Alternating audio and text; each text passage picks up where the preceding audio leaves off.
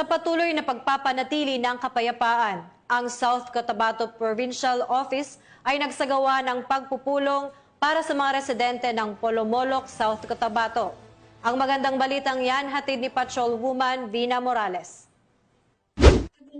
Sinagawang Grand Pulong-Pulong sa ilalim ng Enhanced Comprehensive Local Integration Program o ECLIP ng South Cotabato Police Provincial Office sa pamumuno ni Police Colonel Samuel T. Kadungon, Provincial Director, katuwang ang Provincial Social Welfare and Development Office sa Barangay Magsaysay, Polomolok, South Cotabato, ito lamang ika-24 ng Setyembre taong kasalukuyan.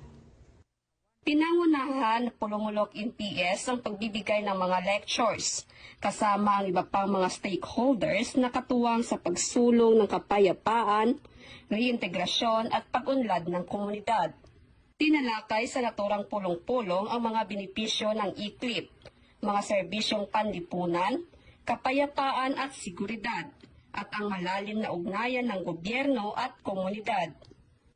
Layunin ng programang ito na magbigay ng psikolohikal, panlipunan at pang-ekonomiyang suporta sa mga pamayanang minsang naapektuhan ng sigalot at karahasan. Ito rin ang magbubukas ng daan para sa kapayapaan, pagkakasundo at pangmatagalang kaunlaran sa pamamagitan ng pinag-isang pagsisikap ng mga ahensya ng pamalaan at ng komunidad. Mula dito sa General Santos City, ako ang inyong PNN correspondent, Patrolwoman Vina Morales, alagad ng batas, tagataguyod ng Balitang Pulis.